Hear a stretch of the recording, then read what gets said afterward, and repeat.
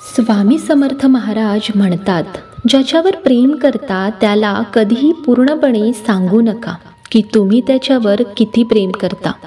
कारण समोरच्याला जेव्हा समजेल की तुम्ही त्याच्यावर खोल प्रेम करता, तेव्हा तो त्या नात्यात थोडीशीही मेहनत घेणं बंद करेल आणि फक्त तुमचा फायदा घेईल. हे कडवट आहे पण सत्य आहे. खरे प्रेम तुमचा आदर उडवून टाकेल, तुम्हाला तुमच्या घटावर आणून सोडेल. एकदा अर्जुनाने श्रीकृष्णाला विचारलं, केशव, तुझ्या सर्वात जवळचा कोण आहे? कृष्ण म्हणाले, हे पार्थ, जो मनुष्य ज्याच्याकडे सूड घेण्याची ताकद आहे पण तरीही त्याने माफ केला आहे, असा मनुष्य सदैव माझ्या जवळ असतो. ज्याची विचारसरणी आणि नियत चांगली असते त्याची मदत करण्यासाठी भगवंत कुठल्या ना कुठल्या रूपात नक्की येतात. सुदैवी असतात ते लोक ज्यांना वेळ आणि समज एकत्र मिळतात. कारण बहुतेक वेळेस वेळेवर समज येत नाही आणि जेव्हा समज येते तेव्हा वेळ हातातून निघून गेलेली असते. आयुष्यात प्रत्येक संधीचा फायदा घ्या पण कुणाच्या विश्वासाचा नाही. मौन बाळगल्यास मूर्खसुद्धा विद्वानांच्या वर्गात बसतो. प्रत्येक नात्याला एक मर्यादा असते आणि आपण ती मर्यादा कधीही तोडू नये. कारण जेव्हा नात्यांच्या मर्यादा तुटतात तेव्हा खूप काही संपून जातं. जेव्हा माणूस स्वतःच्या चुका लपवतो आणि इतरांच्या चुका दाखवतो तेव्हा निर्णय नाही तर अंतर निर्माण होतात. कधीही कुणाची निंदा करू नका, कारण द्वेष तुमच्यातही आहेत आणि जिभा इतरांकडेही आहेत. खरे प्रेम करणारा फक्त तुमच्यावर ओरडू शकतो पण कधीच तुमचं वाईट करू शकत नाही. कारण त्याच्या रागामध्येही तुमच्यावर असलेलं प्रेम हे लपलेलं असतं. हे सत्य आहे की लोक एकटेपणाला घाबरतात, पण हेही सत्य आहे की लोक अनेक वेळा एकटेपणातच सुधारतात. जर प्रत्येक जण तुमच्यावर खुश असेल तर नक्कीच तुम्ही आयुष्यात अनेक तडजोडी केल्या आहात.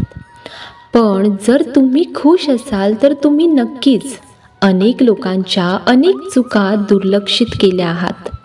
शरीर एक दिवस नक्कीच सोडून जाईल आणि त्याच्यासोबत त्याच्याशी संबंधित नातेवाईक, संपत्ती वगैरे सगळं. म्हणून सगळं काही माया आहे. सोबत फक्त तुमचे कर्म आणि भक्तीच जाईल. म्हणून सत्कर्म आणि भक्तिरूपी धन गोळा करा.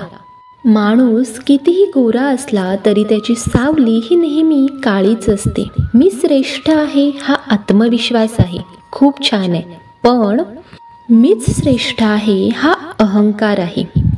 इच्छा पूर्ण होत नसल्यास राग वाढतो आणि इच्छा पूर्ण झाल्यास लोभ वाढतो. म्हणूनच माणसाने प्रत्येक परिस्थितीत संयम बाळगावा, तेच श्रेष्ठ आहे.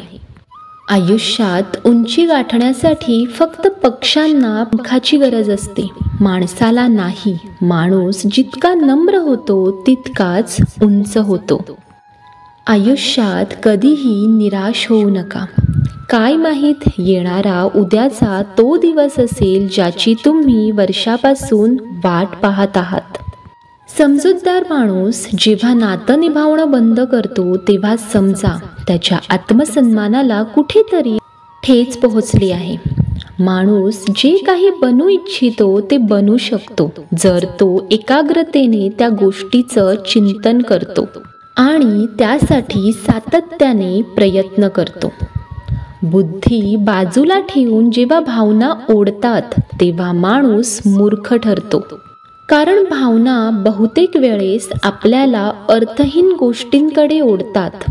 म्हणून बुद्धीप्रमाणे कार्य करा, भावनांप्रमाणे नाही.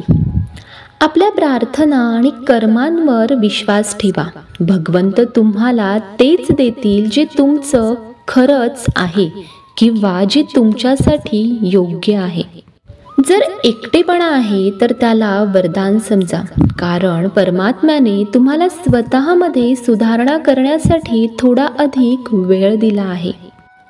तुम्ही स्वतःला कमकुवत समजत आहात, नाहीतर जे तुम्ही करू शकता ते दुसरं इतर कोणीही करू शकत नाही. एकत्र राहून फसवणूक करणारा माणूस सर्वात मोठा शत्रू असतो आणि जो आपल्याला तोंडावर आपल्या चुका सांगतो तोच सर्वात मोठा मित्र असतो. आधार माणसाला रिकामं करतात आणि अपेक्षा कमजोर करतात. स्वतःच्या सामर्थ्यावर जगायला शिका. तुमच्यापेक्षा चांगला मित्र आणि सल्लागार कुणीच नाही. जर एखादं काम करताना भीती वाटत असेल तर लक्षात ठेवा, हा संकेत आहे की ते काम खरंच धाडसाचं आहे. जितकी जास्त अपेक्षा कराल तितकीच जास्त निराशा होईल. कर्मांवर विश्वास ठेवा, अपेक्षेपेक्षा जास्तच मिळेल. कधीही कुठल्याही गोष्टीने हिंमत सोडू नका, कारण ठेच लागणे माणसाला चालायला शिकवतं. आज तुम्ही जे संघर्ष करत आहात तेच तुम्हाला उद्या आवश्यक असलेल्या सामर्थ्याची तयारी करवत आहेत. दुःख तुम्हाला मजबूत बनवतं. अश्रू तुम्हाला धाडसी बनवतात. हृदयाची धडपड तुम्हाला समजूतदार बनवते. म्हणून उज्ज्वल भविष्याकरिता भूतकाळाचे आभार माना. एक सामान्य माणूस देवाकडे प्रार्थना करतो की मला समस्या देऊ नकोस, पण एक महान माणूस देवाकडे प्रार्थना करतो की मला समस्यांचा सामना करण्याची ताकद दे. 5 गोष्टी आत्ताच सोडून द्या. सगळ्यांना खुश करणं, दुसऱ्यांकडून अपेक्षा ठेवणं, आपल्या भूतकाळात जगणं, स्वतःला दुसऱ्यांपेक्षा कमी समजणं आणि खूप जास्त विचार करणं. तेव्हाच तुम्ही एक चांगलं आयुष्य जगू शकाल. जे लोक आपल्याला सांगतात की ते आपल्यावर खूप प्रेम करतात, तेच लोक आपलं हृदय दुखवण्यात काहीही कमी ठेवत नाहीत. ज्याच्यावर आपण सर्वात जास्त विश्वास ठेवतो तो आपल्याबरोबर खोटं बोलताना एकदाही विचार करत नाही. आजकाल माणसाचे गुण न बघता त्याचा रंग, रूप आणि कपडे बघितले जातात. पण लक्षात ठेवा, रंग आणि कपडे कधी ना कधी फसवतातच. ज्या माणसाच्यात गुण आहेत तोच कायम साथ देतो. ज्याने तुम्हाला एकदा फसवलं आहे त्याला तुम्ही कितीही माफ केलं तरी तो एक दिवस पुन्हा फसवणारच. कारण माणसाची सूरत बदलू शकते पण सीरत कधीच बदलू शकत नाही. ज्याच्यावर आपण प्रेमात सर्व काही उधळून टाकतो त्याच्याकडे बदल्यात फक्त प्रेम देण्याचीही पात्रता नसते. मदत घ्यायला सगळे येतात, पण जेव्हा तुम्हाला मदतीची गरज असेल तेव्हा कोणीच दिसत नाही. कधीही दुसऱ्यांसाठी जीवन जगण्याचा प्रयत्न करू नका. कुणाच्या नजरेत चांगलं दिसण्यासाठी जगू नका. आपण एकटेच आहोत आणि एकटेच जाणार आहोत. आपण जसं कर्म करू तसं फळ मिळेल. जे गेलं ते विसरून जा. जे करत आहात त्याच्यावर विश्वास ठेवा. जे होईल त्याची चिंता सोडून द्या. फक्त कर्म करा. फळ देणं हे नियतीचं काम आहे. चांगली कर्मे ही नेहमी चांगलीच फळं देतात. जो माणूस आपल्या कुटुंबाशी खूप जोडलेला असतो त्याला भीती आणि चिंता यांचा सामना करावा लागतो, कारण सगळ्या दुःखांचे मूळ ही आसक्ती आहे.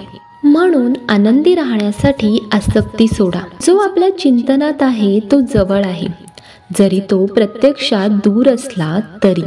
पण जो आपल्या हृदयात नाही तो जवळ असूनही खूप दूर आहे.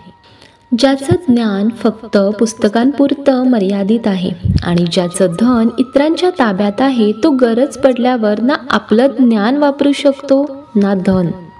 जे लोक परमात्म्यापर्यंत पोहोचू इच्छितात त्यांना वाणी, मन आणि इंद्रियांची पवित्रता आणि एक दयाळू हृदय यांची गरज असते. हेच विचार स्वामी समर्थ महाराज आपल्याला एका कथेच्या माध्यमातून सांगण्याचा प्रयत्न करत आहेत. त्यामुळे ही कथा शेवटपर्यंत जरूर ऐका. स्वामी समर्थ महाराज सांगतात, एक वेळ होती. एका गावामध्ये एक गरीब मुलगा छोट्या मोठ्या वस्तू विकून आपला घरखर्च आणि शाळेची फी भागवायचा. तो खूप मेहनती आणि प्रामाणिक होता.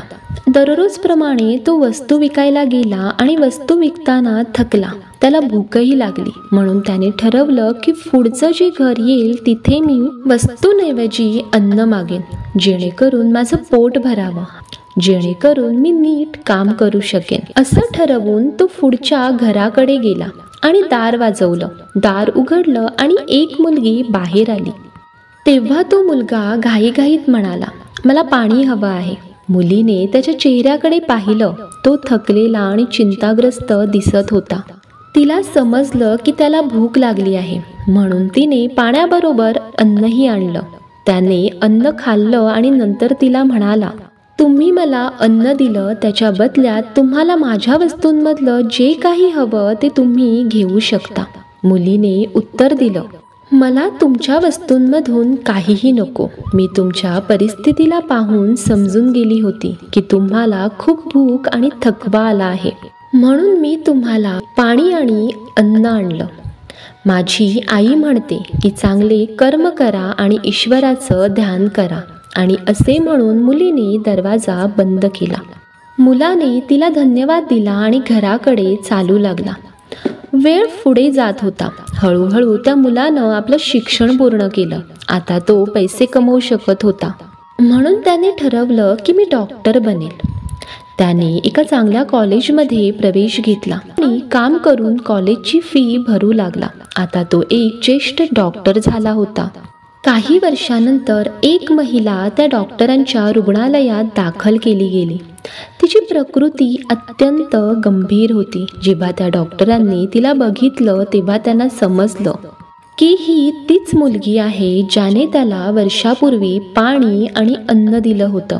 आता डॉक्टर कोणत्याही किमतींवर तिला वाचवू इच्छित होते. त्यांनी आपल्या वरिष्ठ डॉक्टरांना बोलावलं आणि उत्तम इलाज करून तिला जीवदान दिलं. महिलेच्या कुटुंबाजवळ इतके पैसे नव्हते की ते चांगला इलाज करू शकतील, पण डॉक्टरांनी स्वतःच्या पैशातून तिच्या सर्व खर्चाची व्यवस्था केली. डॉक्टरांनी बिलासोबत एक चिठ्ठी लिहून लिफाफ्यात टाकली आणि ती त्या महिलेपर्यंत पोहोचवली. तिने लिफाफा उघडला आणि पाहिले की बिल हे आधीच भरलं गेलं होतं आणि एक चिठ्ठी लिहिली होती, तुमचं बिल हे आत्ता नाही भरलं गेलं, तर तुम्ही ते वर्षापूर्वीच भरलं होतं, एका मुलाला पाणी आणि अन्न देऊन. हे वाचल्यावर तिने खूप आश्चर्य व्यक्त केला आणि लगेचच तिला आठवलं की बऱ्याच वर्षांपूर्वी त्या मुलाला तिने पाणी आणि अन्न दिलं होतं. त्यावेळी डॉक्टर तिच्यासमोर उभे राहिले आणि उत्साहाने विचारलं, आता कशी आहे तुमची तब्येत? त्या महिला म्हणाल्या, माझी प्रकृती अगदी ठीक आहे. कृपा करून मला सांगा की बिल कोणी भरलं आहे.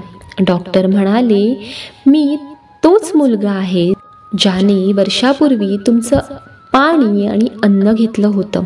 आज मी तुमच्या चांगल्या कर्माचं फळ तुम्हाला परत करत आहे.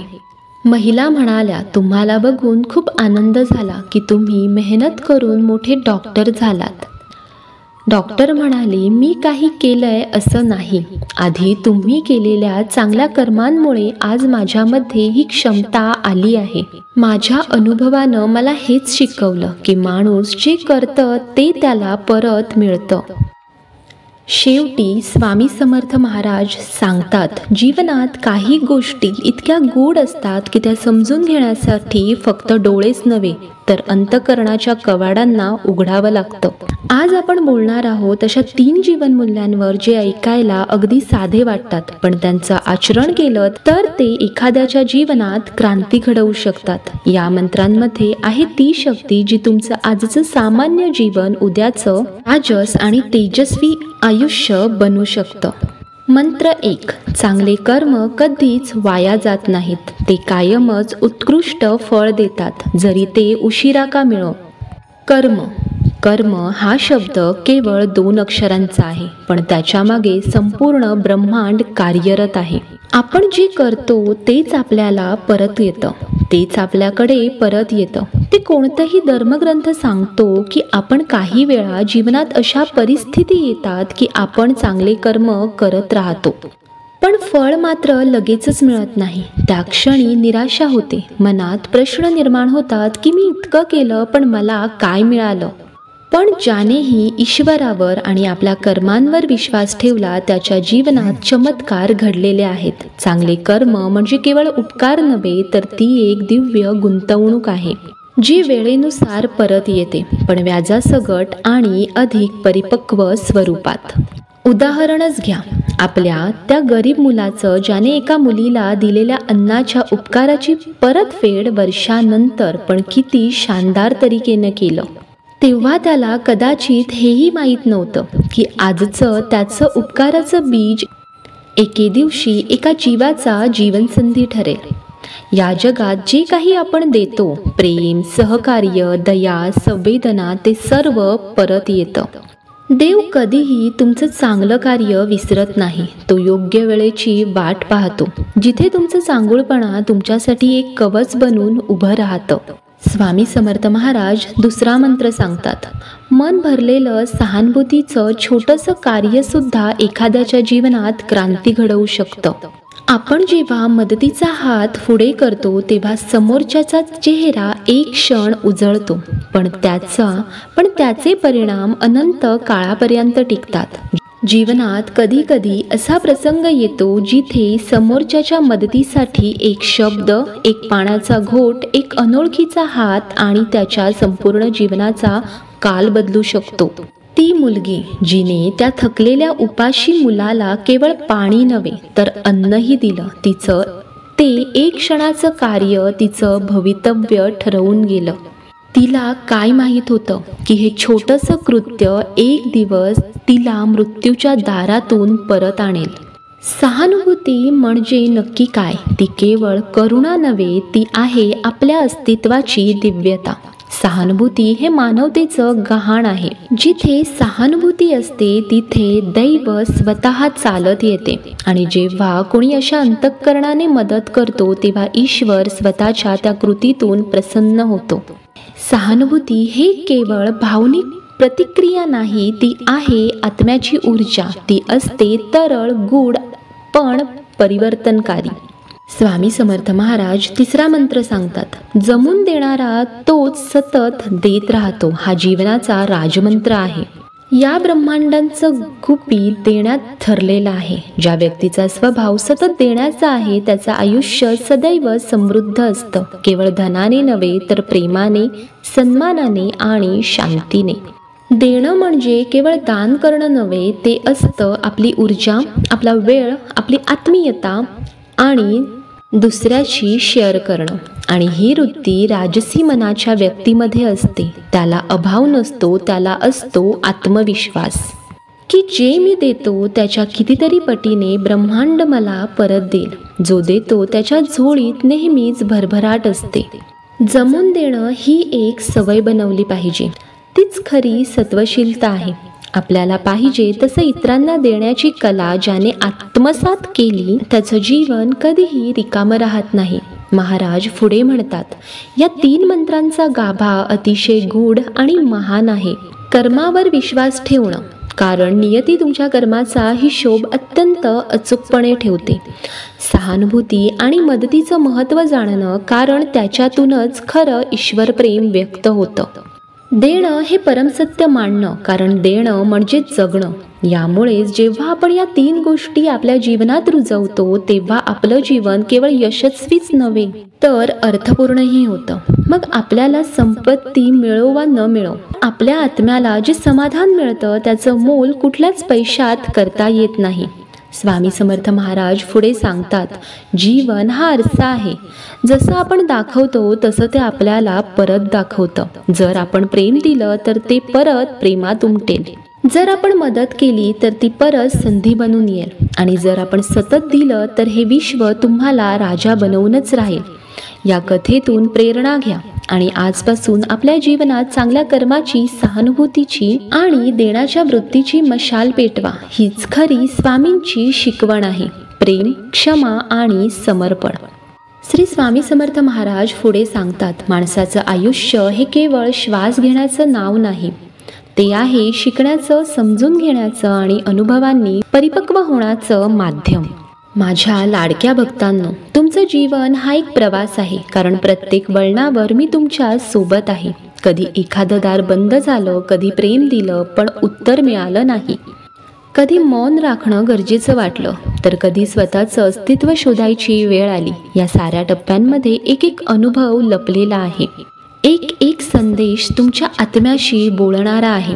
आज मी तुम्हाला 12 अशा सत्य गोष्टी सांगणार आहे ज्या तुमच्या जीवनाला नव्याने पाहायला शिकवतील, ज्या प्रत्येक अनुभवाचं तत्व उलगडून दाखवतील. म्हणून मन शांत ठेवा, श्वास आत ओढा आणि माझ्या शब्दांमधून तुमचं आत्मज्ञान जागृत होईल अशी श्रद्धा ठेवा. चला तर मग ते संदेश कोणते आहेत ते पाहू. नंबर 1, जगात सर्वात मोठं सामर्थ्य हे शांत राहण्यात आहे. कारण कोणी आपल्याला दुखावलं तरी शांत राहणं म्हणजे स्वतःवरचं संपूर्ण नियंत्रण. शांत राहणं हे दुर्बलतेचं लक्षण नाही, तर ती मानसिक स्थैर्याची आणि सहनशीलतेची कमाल पातळी आहे. जिथे इतर रागवतात तिथे जर तुम्ही मौन आणि संयम राखू शकता तर तुम्ही त्या क्षणी तुमच्या आत्म्यावर प्रभुत्व गाठाल. नंबर 2, जीवनात एखादं दार बंद झालं की देव दुसरं दार हे उघडतोच. फक्त तुमचं लक्ष त्या दिशेकडे असलं पाहिजे. आपल्याला आयुष्यात अनेकदा अपयश किंवा अडथळे वाटतात, पण ते फक्त एखादं पान बंद झाल्यागत असतं. देव तुमच्यासाठी दुसरं कदाचित अधिक चांगलं दार उघडतो, पण तुम्हाला तुमची नजर आणि विश्वास त्या नव्या संधीकडे वळवावी लागते. नंबर 3, प्रेम दिल्याने कमी होत नाही, उलट त्याची ताकद वाढते. देणाऱ्याचे हृदय मोठं होतं आणि घेणाऱ्याचे जीवन उजळतं. हे संपुष्टात येणारं नसलं तरी ते वाटल्याने वाढतं. जो प्रेम देतो तो आध्यात्मिकदृष्ट्या समृद्ध होतो आणि जो प्रेम स्वीकारतो तो त्यातून स्फूर्ती आणि प्रेरणा घेतो. ही सृष्टी प्रेमावर उभी आहे. मनात जे असतं तेच आयुष्यात घडतं. म्हणून नेहमी चांगल्या विचारांनी मन भरून ठेवा. मन हीच सर्जक शक्ती आहे. जर मनात सतत भीती, द्वेष आणि शंका भरलेली असेल तर जीवनही त्याच दिशेनं घडतं. पण जर मनात शांती, प्रेम आणि श्रद्धा असेल तर तेच अनुभव तुमचं आयुष्य परावर्तित करतात. नंबर 5, स्वतःवर विश्वास ठेवणं म्हणजे आधीच निम्म यश मिळवणं. बाकीचा मार्ग फक्त धैर्य आणि संयमाने पार करायचा असतो. बाह्य संकटे कितीही मोठी असली तरी जर तुमचा आत्मविश्वास दृढ असेल तर ते संकट पचवणं शक्य होतं. स्वश्रद्धा म्हणजेच आत्मबळ आणि त्याशिवाय यश दूरच राहतं. जीवन म्हणजे परीक्षा नाही तर एक सुंदर प्रवास आहे. अनुभव, चूक, सुधारणा आणि पुढे जाणं. आपण अनेकदा जीवनाकडे संघर्षाच्या परीक्षेच्या नजरेतून पाहतो, पण जीवन ही एक सुंदर संधी आहे शिकण्यासाठी, समजून घेण्यासाठी, वाढण्यासाठी. चुका करणे हा भाग आहे, पण त्यातून शिकून पुढे जाणं हेच खरं जीवन. नंबर 7, तुमचं मौन अनेक वेळा तुमच्या सन्मानासाठी आणि शांततेसाठी आवश्यक असतं. सर्व काही बोलून दाखवणं याला शहाणपण म्हणत नाही. कधी कधी मौन हेच उत्तर असतं. प्रत्येक गोष्ट स्पष्ट बोलणं किंवा प्रत्युत्तर देणं आवश्यक नसतं. मौन आपली शांतता आणि आत्मसन्मान टिकवून ठेवतो. त्यामध्ये समजदारी आणि परिपक्वतेचा अनुभव असतो. नंबर 8, सूर्य कधीच अंधाराला घाबरत नाही, तसंच यशस्वी माणूस अपयशाला घाबरत नाही. यशस्वी व्यक्तीला अडथळे वाटत नाहीत, ते त्याचं पायथ्याचं दगड ठरतात. सूर्य दररोज उगवतोच, अंधार कितीही गडद असला तरी. तसंच आत्मविश्वास आणि प्रयत्न या दोन्हींचा संगम म्हणजेच यश. कधी कधी आयुष्य तुम्हाला त्या ठिकाणी घेऊन जातं जिथे तुम्ही स्वतःलाही पुन्हा नव्याने शोधता. आपण खूप वेळा बाहेरचं आयुष्य शोधतो, पण आयुष्य अशा टप्प्यांवर नेतं जिथं आपण अंतर्मुख होतो. हीच पुनर्जन्मासारखी अनुभूती असते. आपण स्वतःला समजतो, स्वीकारतो आणि घडवतो. स्वतःची किंमत ओळखा, कारण जिथे तुमचं अस्तित्व कोणाला जाणवत नाही तिथे वेळ घालवणं म्हणजे स्वतःवर अन्याय. कुणाच्या आयुष्यात, मनात किंवा जागेत स्वतःला फक्त टिकवून ठेवणं म्हणजे स्वतःच्या आत्म्यास नाकारण्यासारखं आहे. जिथे तुमची किंमत नाही तिथे शांतपणे निघून जाणं हेच आत्मसन्मानाचं लक्षण आहे. ज्याचं अंतःकरण निर्मळ आहे त्याच्याजवळ बसल्यावर सुद्धा शांतता मिळते. मनाची ही खरी पूजा असते. नकारात्मकता, मत्सर किंवा दिखावा न करता जो व्यक्ती स्वच्छ मनाने वागतो त्याची उपस्थितीच मनाला समाधान देऊन जाते. अशी माणसं जवळ असली की देव साक्षात आपल्या जवळ असल्यासारखं वाटतं. दररोज उठताना देवाचे आभार माना की तुम्हाला एक नवा दिवस दिला, कारण हीच संधी आहे काहीतरी नवीन करण्याची. जीवनातील प्रत्येक सकाळ ही एक अनमोल भेट आहे. आज ही संधी आहे नवे कर्म करण्याची, नवी दिशा घेण्याची आणि कालच्या चुका सुधारण्याची. त्यामुळे कृतज्ञतेने दिवस सुरू करा, तीच खरी प्रार्थना आहे. माझ्या प्रिय मित्रांनो, आजच्या या प्रवासात तुम्ही माझ्या सोबत होतात यासाठी मनपूर्वक आभार. प्रत्येक विचार, प्रत्येक संदेश हा फक्त शब्दांचा खेळ नव्हता, तर तो आत्म्याशी बोलणारा एक संवाद होता. जर हे विचार तुमच्या हृदयाला स्पर्शून गेले असतील तर त्यांना तुमच्या जीवनात उतरवण्याचा प्रयत्न नक्की करा. आपण लवकरच पुन्हा भेटू नवीन संदेशासह, नवीन प्रेरणांच्या किरणांसह. तोपर्यंत आपलं मन शांत ठेवा, श्रद्धा ठेवा आणि स्वतःवर, परमेश्वरावर विश्वास ठेवा. जय श्री कृष्ण, जय श्री स्वामी समर्थ.